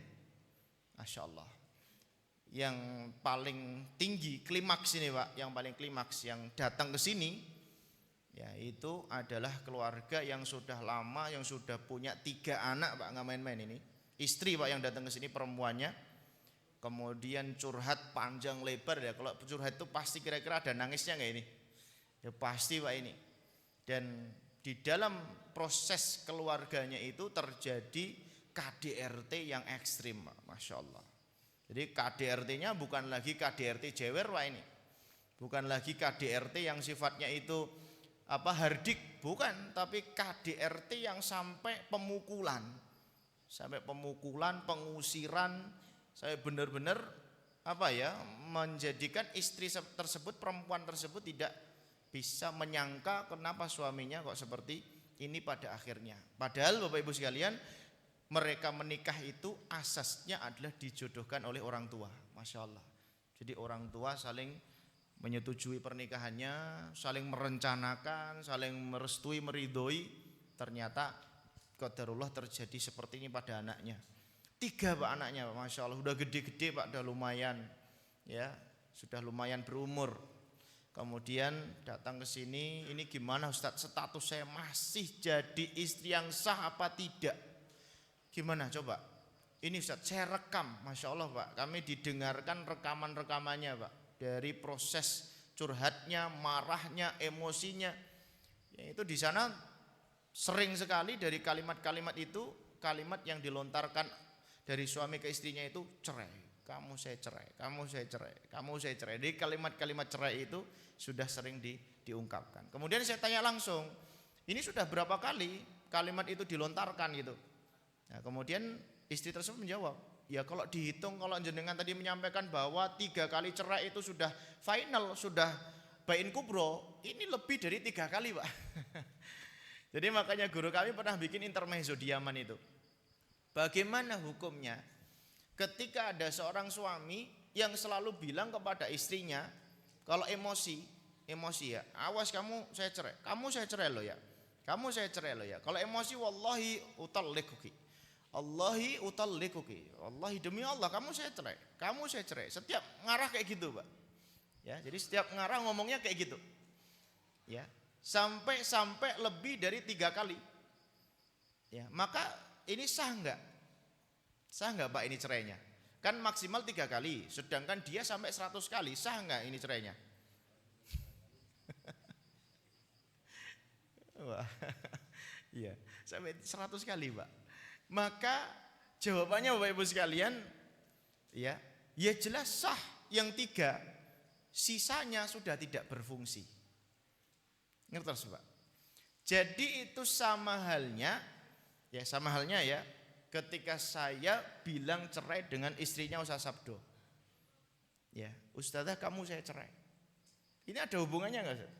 Ya enggak ada hubungannya, sama persis dengan yang terjadi di suami tadi. Jadi kalau seorang suami bilang cerai kepada istrinya, cerai, kamu saya cerai 1 kali, berarti jatuh ini Pak, langsung jatuh. Kenapa? Karena ini termasuk jenis tolak yang sharih, yang tidak perlu kinayah, tidak perlu sindiran ini, tidak nyindir, tapi langsung to the point dengan keinginannya, yaitu kamu saya cerai, jatuh 1. Ya, kemudian kamu saya cerai berarti jatuh 2. Kamu saya cerai jatuh 3, berarti ini sudah bain kubro. Sudah selesai Pak, ini enggak boleh lagi, ini enggak boleh rujuk, enggak boleh akad nikah baru, enggak boleh, kecuali seorang istri harus menikah dengan suami yang lain dengan pernikahan yang sah. Tidak boleh lagi pernikahan ini direncanakan untuk cerai, tidak. Jadi pernikahan ini harus pernikahan yang normal sampai kemudian terjadi perceraian baru boleh menikah kembali kalau dia sudah selesai masa iddah, atau tolak bain sugro selesai masa iddah, atau bain kubro ya selesai masa iddah, baru boleh istri lama itu menikah kembali. Nah kalau misalkan lebih dari 3 cerai berarti ke-4 sampai 100 ini sama sebagaimana mentolak orang lain yang tidak ada hubungan istri. Nah jadi begitu Pak. Ini terjadi betul di keluarga kita. Yang di Pacitan ini Bapak Ibu, yang di Pacitan itu diantaranya adalah yang kemarin terakhir itu adalah terkait dengan pembagian hak waris. Jadi pembagian hak waris disangkut pautkan dengan perceraian. Masya Allah itu berat Pak. Yang pertama, kita menyelesaikan kasus cerainya saja itu sudah sulit, apalagi ditambah hak waris yang belum selesai.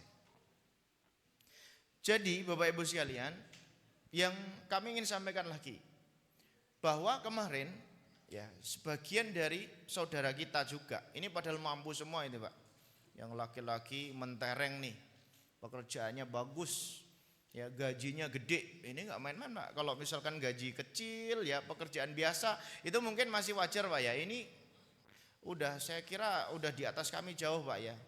Kemudian beliau itu menyampaikan, Ustadz ini gimana status saya? Nah kamu bilang apa sama istri kamu? Jadi gini Ustadz, saya punya istri yang kemudian istri saya itu saya tinggal pergi karena saya kerja di salah satu unit usaha besar milik negara, berarti BUMN ya. Kemudian dari pekerjaan saya ini mengharuskan saya harus keluar kota. Nah kemudian istri ketika saya tinggal ini di rumah, itu saya tidak tahu kenapa istri saya itu kalau misalkan ada orang yang meminjam uang kepada istri saya, ya saya pinjam duitnya ya, Masya Allah Pak, itu loman sekali, sangat dermawan. Pinjamnya berapa sih?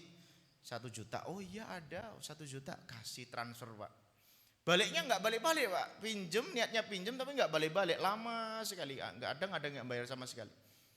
Ya ini saya minta dibantu, boleh nggak dibantu? Berapa bantuannya? 1,5 juta, transfer lagi, Masya Allah.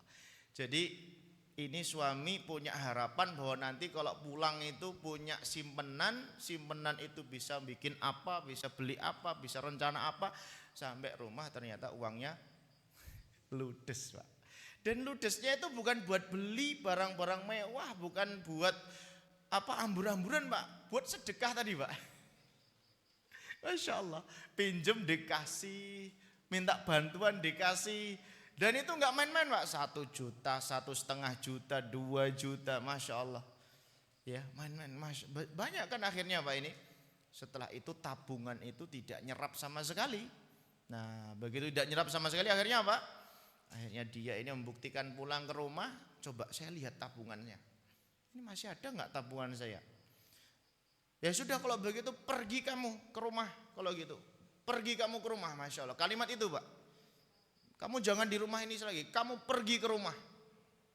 Itu Pak, Masya Allah. Pergi ke rumah itu maksudnya suruh pulang ke rumah ibunya, suruh kembali pulang. Itu 3 hari 3 malam sampai di hari keempat akhirnya dia telepon video call Pak, Masya Allah. Padahal lagi di luar kota, itu telepon, bisa ada waktu nggak kamu? Saya mau telepon, pokoknya harus diangkat, harus video call. Nggak bisa ini malam, tolonglah, saya udah 3 hari 3 malam nggak bisa tidur. Nah kenapa nggak bisa tidur? Karena saya mengucapkan 1 kalimat kepada istri saya, pergi kamu ke rumah. Itu udah cerai apa belum ya? Masya Allah Pak. Gitu. Ya, jadi itu terjadi betul Pak. Akhirnya saya sampaikan, apa? Kenapa sih kamu kok gegabah? Kenapa kamu kok tergesa-gesa bilang pergi ke rumah? Ada masalah apa? Akhirnya curhat tadi Pak. Curhat sampai dia final kayak gini pokoknya. Ini keluarga saya. Sekarang status saya apa? Saya masih bisa pulang apa enggak? Besok, kamu ada jadwal pulang enggak? Saya tanya gitu. Wah enggak ada. Kalau besok saya enggak bisa pulang, enggak bisa. Masih pekan depan. Lah kamu bisa tidur enggak? Saya tanya gitu Pak. Waduh enggak bisa tidur saya. Ya sudah besok izin sama toke. Minta izin 1 hari atau 2 hari pulang ke rumah, temu istri kamu, rujuk. Oh gitu, berarti masih bisa saya kembali ke istri saya. Bisa, tapi ingat, niat kamu ketika nyuruh pulang itu apa? Saya sebel sama istri saya enggak suka dengan perilaku dia. Kenapa dia kok menghambur-hamburkan duit, sedangkan saya tidak ingin duit itu terhambur-hamburkan. Saya pengennya itu di manajemen dengan baik gitu loh. Ya kamu juga tidak boleh seperti itu. Ketika kamu pergi jauh merantau ke sana, kamu meninggalkan istri kamu menjaga anak kamu, menjaga rumah kamu, kemudian dia punya angan-angan yang lain, itu harus kamu kasih toleransi. Jadi harus, namanya jarak jauh itu tidak bisa sepanang ketika antum di dalam rumah atau langsung ketemu. Kalau kamu hidup bareng kemudian duit itu langsung tertransfer, kan kamu langsung bisa negur. Iya juga sih. Lah kalau kamu jauh, terkadang kan untuk menghubungi kamu sibuk juga. Iya, saya terima nasihat ini, saya terima. Ya sudah kalau begitu, niat kamu yang dulu itu apa? Ya saya sebel, saya niatnya memang benar-benar, ya saya selesaikan aja kalau emang nggak bisa diatur. Ya sudah, berarti kamu jatuh cerai. Jatuh tolak 1 Pak. Padahal tidak mengucapkan kalimat saya cerai. Mengucapkan kalimat pergi kamu ke rumah orang tuamu, tapi karena ada niat dalam hatinya untuk pisah dengan istrinya, maka itu jatuh tolak 1. Tapi kamu masih bisa rujuk. Ini berapa lama? Ya ini gak lama, makanya baru 3 hari yang lalu. Ya sudah, berarti besok kamu pulang, istri kamu sekarang masih dalam masa iddah, wajib bagi kamu untuk rujuk segera. Benar Pak, dia izin, Masya Allah, pulang Pak. Ya karena dekat-dekat sini aja, dia di luar kota sana Pak. Waktu itu kerjanya di Bali dia Pak. Jadi yang komunikasi dengan kami itu nggak cuma orang Pacitan Pak, sampai Bali, sampai Sumatera, mana-mana Pak. Yang kemarin termasuk harta waris itu, kita menyelesaikan warisan itu sekitar 1,3 miliar yang harus kita bagi Pak, menyelesaikan harta waris. Tapi menyelesaikan aja, duitnya nggak sampai sini Pak itu. Duitnya nggak sampai sini, itu hanya konsultan aja Pak, konsultasi. Jadi setelah itu benar-benar pulang, sampai di rumah dia menyampaikan, alhamdulillah saya sudah bertemu dengan istri saya, kemudian saya sudah kembali kepada istri saya, ya sudah, doa saya pegang itu, istri kamu mitsaqun ghalidha. Istri itu adalah ikatan yang sangat kuat. Kamu harus didik dia sabar. Kalau misal kamu nggak bisa sabar, kamu bawa dia merantau nggak apa-apa, tinggal di gubuk nggak masalah kalau kamu memang tidak yakin meninggalkannya. Terus dia akhirnya nyampaikan, benar sih dulu ketika saya membawa merantau istri saya, ketika saya tinggal di rumah satu petak, kayaknya hidup saya nyaman deh. Sekarang saya punya rumah besar, ya saya sudah bangun, fasilitas ada, anak sekolah, ternyata hati saya nggak nyaman. Jadi saya lebih nyaman kalau bareng sama istri meskipun tinggal di gubuk 3x4. Masya Allah Bapak Ibu sekalian. Jadi itu ya, itu yang pertama, mempererat pondasi agama. Penting berarti Pak. Yang kedua, membangun komunikasi yang efektif dengan cara tadi tabayun. Jadi jangan setiap segala informasi yang mungkin tidak pas dalam benak kita itu selalu dianggap permasalahan itu besar. Ya, selesaikan dulu dengan komunikasi yang baik, Pak. Tanyakan sebabnya apa, kenapa. Paling tidak namanya apa Ustaz? 5 apa itu? 5W 1A. 1H. Iya. Kemudian saling menghargai dan menghormati, kerjasama, bersabar dan bersyukur. Itu Bapak Ibu sekalian, semoga kita semua diberikan rezeki oleh Allah berupa keluarga sakinah, mawaddah, warahmah, diberikan dzurriyyah thayyibah, diberikan rezeki yang melimpah. Masya Allah. Jadi makatan Bapak Ibu, mudah-mudahan saged kangge bekal panjenengan, jaga keluarga panjenengan dengan sebaik-baiknya. Yang belum berkeluarga, adik-adikku, teman-teman sekalian, bersabarlah. Ya, bersabarlah, karena keluarga itu akan ada waktunya. Gitu ya. Gitu adikun ya. Jadi bersabar dulu, belajar dulu, cari pengalaman dulu. Demikian mungkin yang bisa kami sampaikan pada kesempatan kali ini. Mohon maaf atas segala kurangan dan kesalahan. Kesempurnaan tentu tidak mungkin dalam satu kali majelis. Yang mudah-mudahan ini bisa memicu kita untuk menjaga keluarga kita. Ku anfusakum wa ahlikum nara. Wa aqulu qawli hadza wa astaghfiruh wallahu muwaffiq ila aqwamit thoriq. Nasrun minallahi wa fathun qarib. Assalamualaikum warahmatullahi wabarakatuh. Waalaikumsalam warahmatullahi wabarakatuh. Disampaikan jazakallah khair kepada Ustadz Hari Trisdianto LC. Bapak Ibu kata saya sampun ngantuk nih kok nggih. Nggih, lak niki jujur Pak, saya itu lan jenengan jawab mboten kula nggih mboten percados niki malan. Ya sampun ngantuk. Nggih, alhamdulillah pada malam hari ini tadi telah disampaikan berbagai materi yang sangat menarik bagi kita semuanya, terutama yang sudah ini Bapak Ibu nggih, kalau bahasa Jawanya omah-omahan panjenengan ini sudah sangat berpengamalan dan berpengalaman. Artinya sudah mungkin lebih dari 10 tahun, 20 tahun, bahkan 30 tahun berumah tangga. Ini sejatinya kalau saya pribadi ini masih, kalau bahasa Jawanya masih cetek, masih dangkal sekali. Artinya alhamdulillah dengan kajian tadi ini sebagai bekal, berarti ilmu itu juga harus dikuatkan. Nah, sekarang Bapak Ibu, ini saya buka sesi tanya jawab. Monggo yang ibu-ibu, ummahat ar-royan ataupun yang sekitarnya, santri juga diperbolehkan, bapak-bapak juga kami perbolehkan. Mungkin satu pertanyaan terlebih dahulu dan nanti ditambah sekalian 2, ngoten. Silahkan. Tadi Bapak Agus katanya sudah menyiapkan pertanyaan ini. Atau yang lainnya juga monggo silahkan, pokoknya ini terbuka ahlan, silahkan. Monggo. Mungkin Pak Agus sudah siap nggih? Sudah. Wonten Pak Agus? Oh, mboten. Yang lain Bapak, Ibu? Oh, mboten angsal. Ibu-ibu, wonten ibu-ibu yang mau bertanya? Mendel niki ibu-ibu. Ibu-ibu sing sebelah kanan nek saking mriko. Nah, sebelah kanan. Kalau dari sini kiri saya. Wonten ibu-ibu yang malam hari ini pakai baju pink. Nah. Monggo. Santri ada? Bapak-bapak, saestu niki.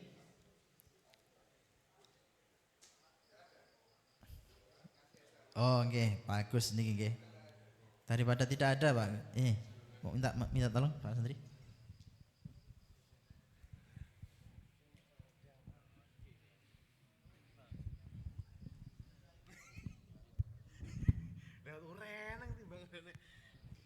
Bismillahirrahmanirrahim. Assalamualaikum warahmatullahi wabarakatuh.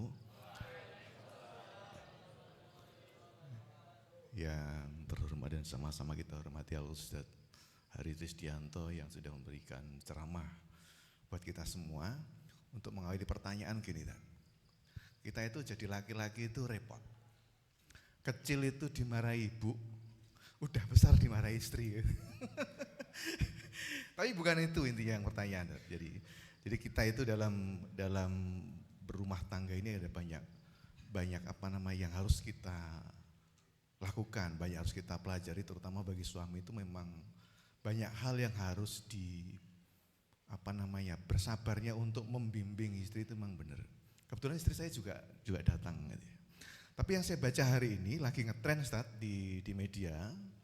Hari ini banyak penerimaan P3K, itu ASN, itu di beberapa kota di Blitar, di Wonosobo, di Cirebon, kemudian di Malang. Hari ini gugatan tertinggi itu oleh mereka yang perempuan yang hari ini berkarir ya gitu. Ini apa mungkin tadi saya melihat dari data yang ada, itu yang masalah menjadi perceraian itu ada salah satunya faktor ekonomi. Nah memang ada masalah juga ketika suami istri itu belum selesai persoalan itu. Kamu boleh bekerja dan tidak, mungkin salah pertanyaannya bagaimana kemudian istri yang diperbolehkan atau tidak diperbolehkan bekerja kayak begitu, termasuk permasalahan ekonomi. Dan yang kemudian salah satu yang karena itu faktor ekonomi, sering kita belajar di agama itu, kita sejak kecil diajarkan itu belajarlah berdoa sebelum makan. Kita sering dari SD, baru itu di pondok juga, itu berdoa sebelum makan. Tapi jarang kalau kemudian kita belajar agama itu diajarkan ilmu cari makannya, kayak begitu. Jadi mungkin menjadi masukan buat kita semua, ketika kita belajar berdoa sebelum makan, juga diajari cari makannya bagaimana sebelum kita mendoakan yang dimakan. Sehingga karena memang faktor ekonomi menjadi banyak persoalan, menimbulkan persoalan dalam hidup rumah tangga, insya Allah kalau sudah ekonominya kuat, insya Allah pondasi itu kuat dan insya Allah persoalan-persoalan ini bisa menjadi ada solusi lah. Kalau yang lain-lain itu biasanya lebih gampang kalau soal ekonomi. Tapi kalau yang didoakan aja nggak ada ini menjadi repot mungkin itu. Jadi mungkin bagaimana kemudian mungkin ada hal tips-tips, karena memang di dalam surat At-Tolak, di antara itu kan ada hukum peraturan perceraian ya. Di ayat 2 dan 3-nya wa mayattaqillaha yaj'allahu makhraja wa yarzuquhu la yahtasib kan begitu. Jadi ketika memang ada perusahaan-perusahaan ekonomi, ingatlah bahwa Allah akan menunjukkan jalan dan akan memberikan rezeki yang tidak disangka-sangka. Mungkin itu kan. Waalaikumsalam kalam, mohon maaf jika ada banyak persoalan dalam untuk menghangatkan suasana di malam kajian hari ini. Akhirul kalam billahi taufiq wal hidayah. Assalamualaikum warahmatullahi wabarakatuh. Langsung aja. Ya, Masya Allah. Terima kasih Mas Agus, ini memang harusnya jadi ustadz kedua ya. Jadi apakah boleh perempuan itu berkarir? Jawabannya boleh Mas. Di dalam hukum fikih perempuan itu boleh berkarir atau memiliki pekerjaan yang pekerjaan tersebut bisa mendapatkan penghasilan, bisa mendapatkan pendapatan ya. Bahkan sebagian dari keluarga kita itu yang pendapatan istri lebih tinggi daripada pendapatan suami, itu diperbolehkan. Jadi selama memang suami mengizinkan atau suami memang sama-sama menyepakati bahwa karir itu akan bisa mendongkrak ekonomi kebersamaan keluarganya atau di dalam keluarganya, itu tidak masalah. Jadi kita membaca kontemporer ya, fikih kontemporer di antara pendapat para ulama, tidak masalah selama ada izin suami dan bisa mengkondisikan dirinya. Artinya tidak menjadikan tempat pekerjaan sebagai arena maksiat ya. Sebagai arena maksiat itu adalah tempat di mana bisa berselingkuh, tempat di mana bisa merusak keluarganya, itu tentu yang sudah kita ketahui bersama. Kemudian yang kedua terkait dengan apakah kita diajari cara makan, tidak diajari cara nyari makanannya itu. Tentu tidak, Mas. Jadi pasti kita akan mengajari anak-anak kita juga cara mencarinya. Kalau saat ini memang kalau di sini yang paling banyak dicari anak-anak adalah ilmunya. Ilmu bagaimana cara mengkondisikan calon makanan nanti itu halal.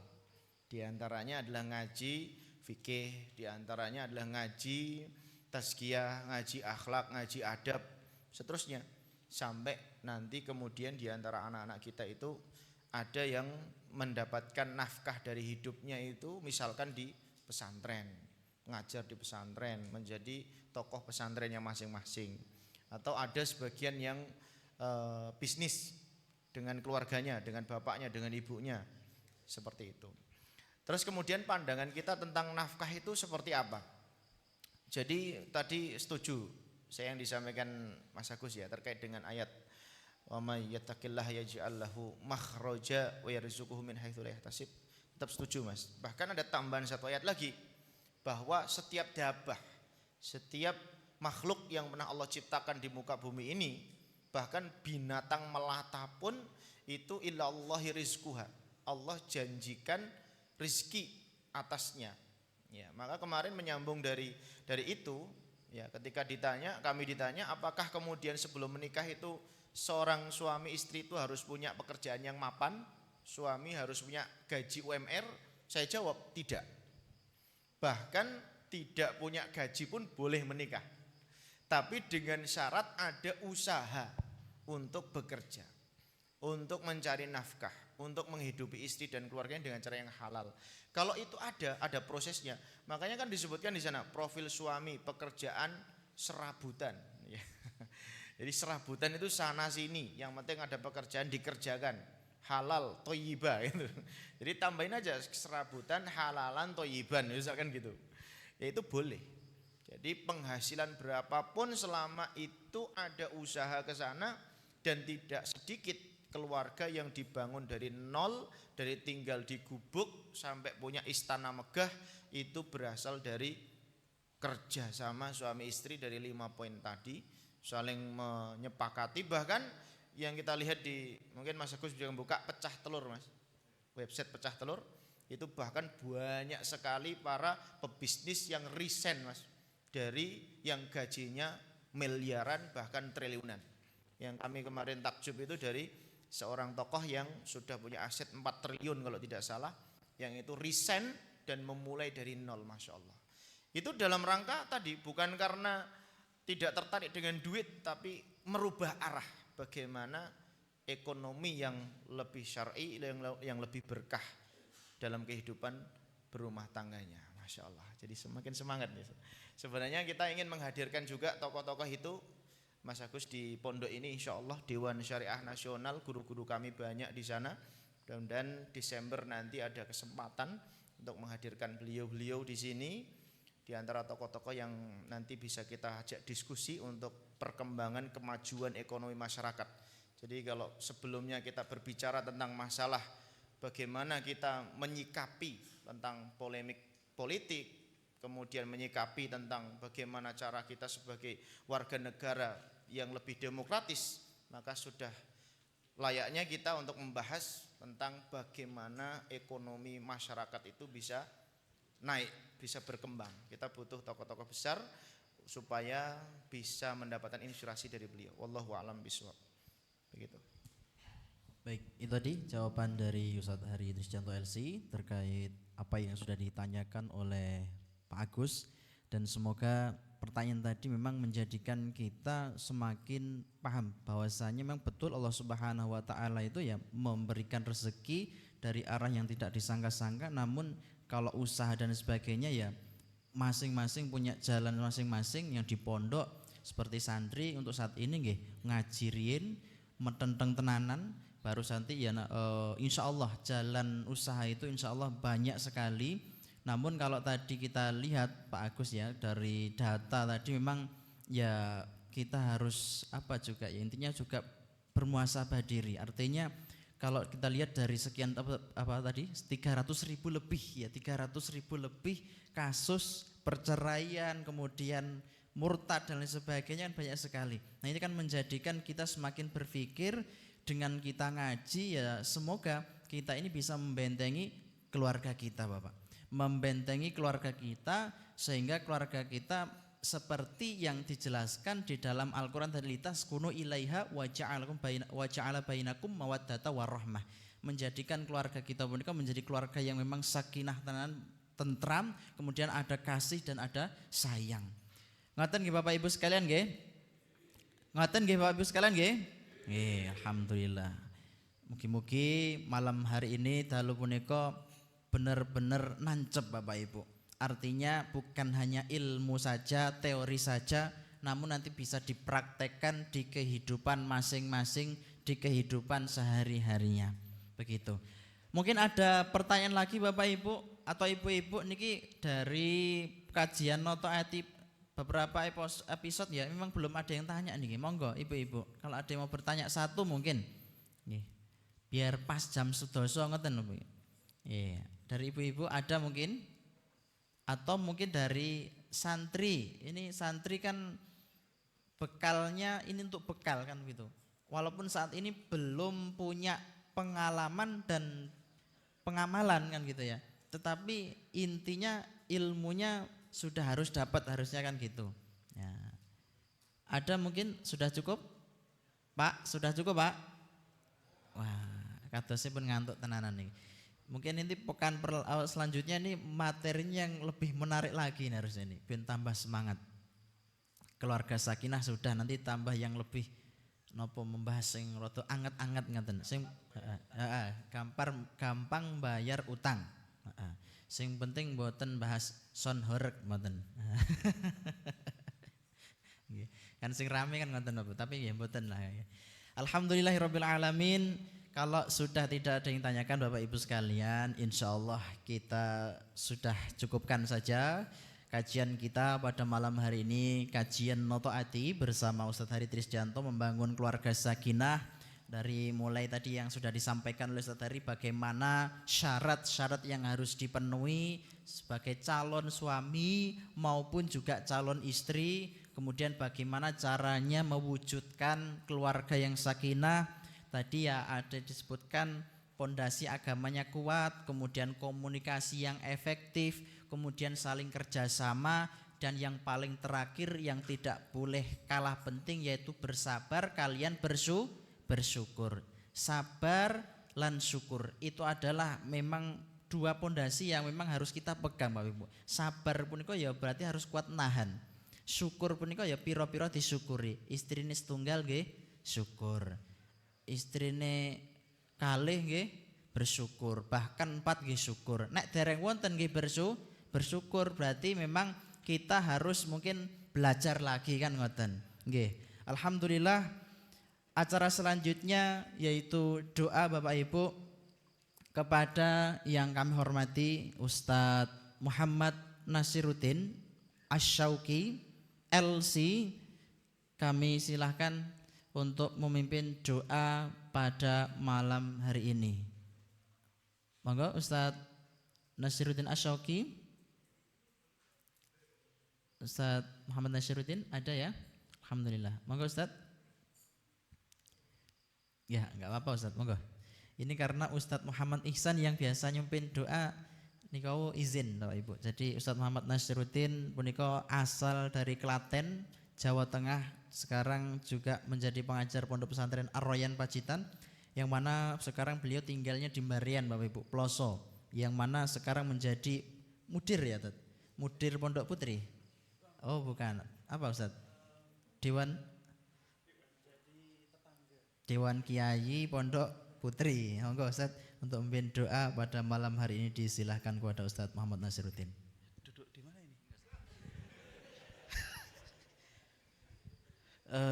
Di sini saya. Loh, MC. Saya jadi MC dulu ya Bapak Ibu. Ya. Bismillahirrahmanirrahim. Assalamualaikum warahmatullahi wabarakatuh. Alhamdulillahi wa kafa wa salatu wassalamu ala nabiyil mujtaba wa ala alihi wa ashabihi alusidqi wal wafa amma ba'du. Sebelumnya mohon maaf nggih Bapak Ibu sekalian. Ini saya sebenarnya agak malu ini karena outfitnya paling beda ini. Ini yang di depan niki beliau satu hari memakai jas rapi, ada bolpennya nggih. Pakai baju putih rapi.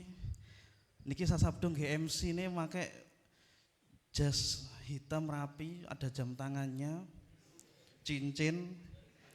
Lah saya batik santai. Bagaimana ini, Pak? Tapi kok disuruh maju mimpin doa nggih. Nggih, mboten napa-napa. Bapak Ibu sekalian, tadi itu adalah rangkaian kajian dari beliau Ustaz Hari Trisdianto.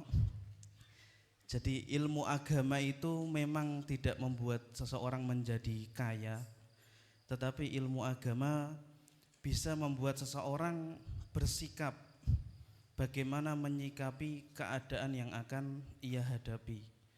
Maka orang yang ditimpa musibah, antara orang yang punya ilmu dan orang yang enggak punya ilmu pasti menyikapinya berbeda. Nek kita masuk ujian, sekolah nek SMA ini ada ujiannya. Sing belajar sebelum ujian, yang punya ilmunya untuk ujian dan yang enggak punya ilmunya pasti berbeda menghadapinya. Demikian, marilah kita berdoa bersama-sama agar acara pada malam hari ini semakin barokah insyaallah. Ala barakatil Fatihah. A'udzubillahi minasyaitonir rajim. Bismillahirrahmanirrahim. Alhamdulillahirabbil alamin arrahmanir rahim. Maliki yaumiddin. Iyyaka na'budu wa iyyaka nasta'in. Ihdinas siratal mustaqim. Siratal ladzina an'amta 'alaihim ghairil maghdubi 'alaihim waladdallin. Amin. Allahumma salli wa sallim ala sayyidina Muhammadin wa ala alihi wa ashabihi ajma'in. Walhamdulillahi rabbil alamin. Allahumma lakal hamdu hatta tarda wa lakal hamdu idza radit wa lakal hamdu ba'da ridha. Ya Rabbana lakal hamdu kama yanbaghi li jalali wajhikal karim wa 'azimi sultanik. Allahumma ighfir lil muslimina wal muslimat wal mu'minina wal mu'minat al ahya'i minhum wal amwat innaka sami'un qaribun mujibud da'awat. Allahumma alif baina qulubina wa aslih dhata bainina wahdina subulas salam. Allahumma alif baina qulubina wa aslih dhata bainina wahdina subulas salam. Allahumma alif baina qulubina wa aslih dhata bainina wahdina subulas salam. Allahumma anzilis sakinata alaina waj'alil mawaddata bainana warhamna birahmatika ya arhamar rahimin.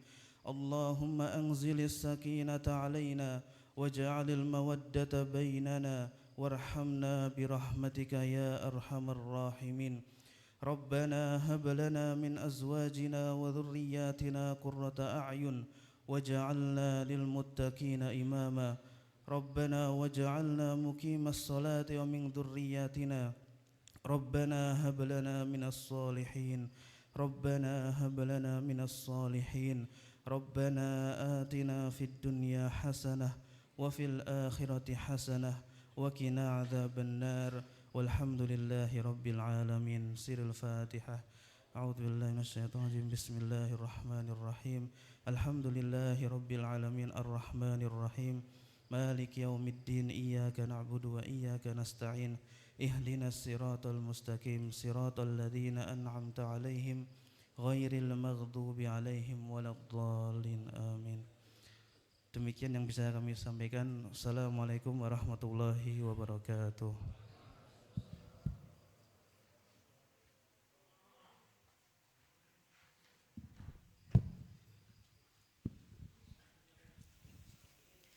Jazakallah khair disampaikan kepada Ustadz Muhammad Nasiruddin Asyauqi LC. Alhamdulillah Bapak Ibu. Tadi ya, walaupun penampilan batik santai Bapak Ibu, tapi ya memang jangan lihat siapa yang menyampaikan, tapi apa yang disampaikan. Luar biasa. Tadi juga menambah hikmah tadi bahwa kalau kita menghadapi ujian antar yang berilmu dan yang tidak berilmu itu akan berbeda. Lah Masya Allah. Ngeten loh. Masya Allah, walaupun Ustadz Syauqi ini nggawe stand up komedi Bapak Ibu. Nek enten kelas nggih ngoten niku Bapak Ibu. mesti nggih ketawa sik, nggih stand up sik ngoten. Nek mboten ngoten nggih mboten Ustaz Nasir naminipun.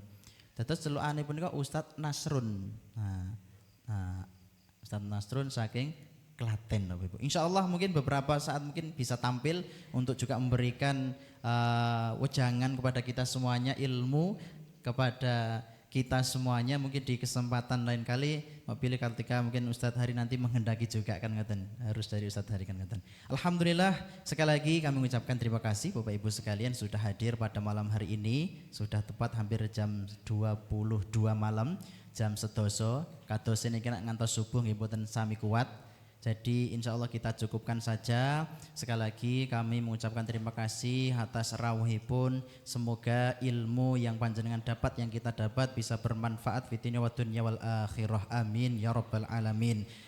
Dan semoga di kesempatan yang akan datang kita masih diberikan kesempatan saged istiqomah. Amin ya rabbal alamin.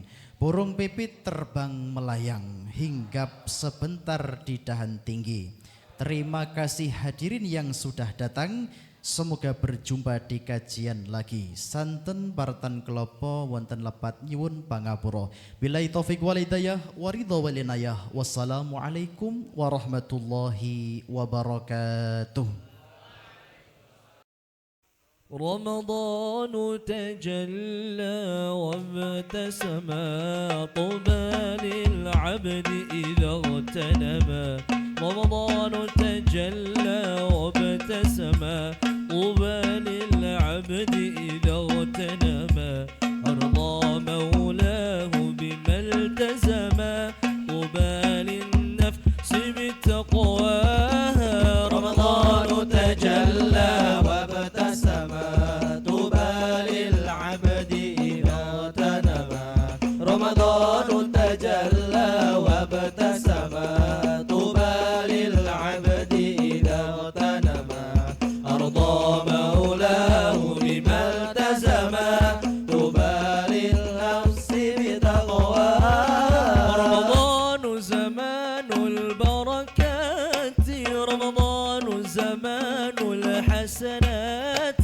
رمضان زمان البركات رمضان زمان الحسنات رمضان مجال الصلوات تسمو للنفس بمولاها رمضان تجلى وابتسم طوبى للعبد إذا اغتنما رمضان تجلى وابتسم طوبى للعبد إذا اغتنما أرضى مولاه بما التزم طوبى للنفس بتقواها رمضان طهور الأرواح رمضان زمان الأفراح رمضان طهور الأرواح رمضان زمان الأفراح رمضان منار الإصلاح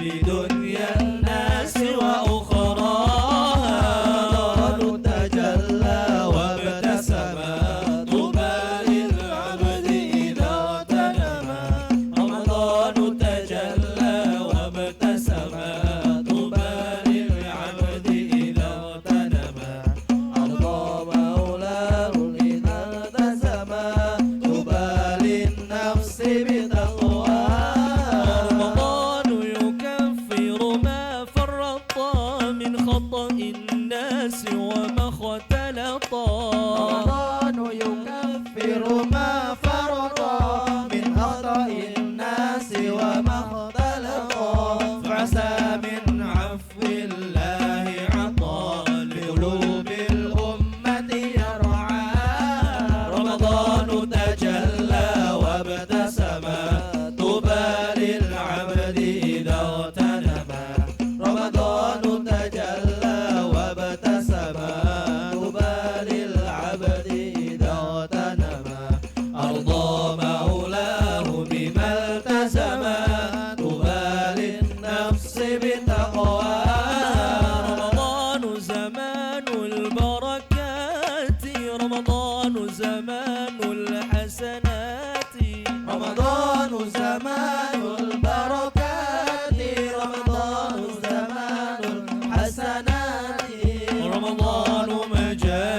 الصلوات تسمو للنفس بمولاها رمضان تجلى وابتسم طوبى للعبد إذا اغتنم رمضان تجلى وابتسم طوبى للعبد إذا اغتنم أرضى مولاه بما التزم طوبى للنفس بتقواها رمضان طهور الأرواح رمضان زمان الأفراح رمضان طهور الأرواح رمضان زمان الأفراح رمضان منار الإصلاح بدنيا الناس وأخراها رمضان تجلى وابتسم طوبى للعبد إذا اغتنم رمضان تجلى وابتسم طوبى للعبد إذا اغتنم أرضى مولاه بما التزم طوبى للنفس بتقواها رمضان يكفر ما فرط من خطأ الناس وما اختلط رمضان يكفر ما فرط من خطأ الناس وما اختلط عسى من عفو الله عطاء لقلوب الأمة يرعاها رمضان تجلى وابتسم طوبى للعبد إذا اغتنم رمضان تجلى وابتسم طوبى للعبد إذا اغتنم أرضى مولاه بما التزم طوبى للنفس بتقواها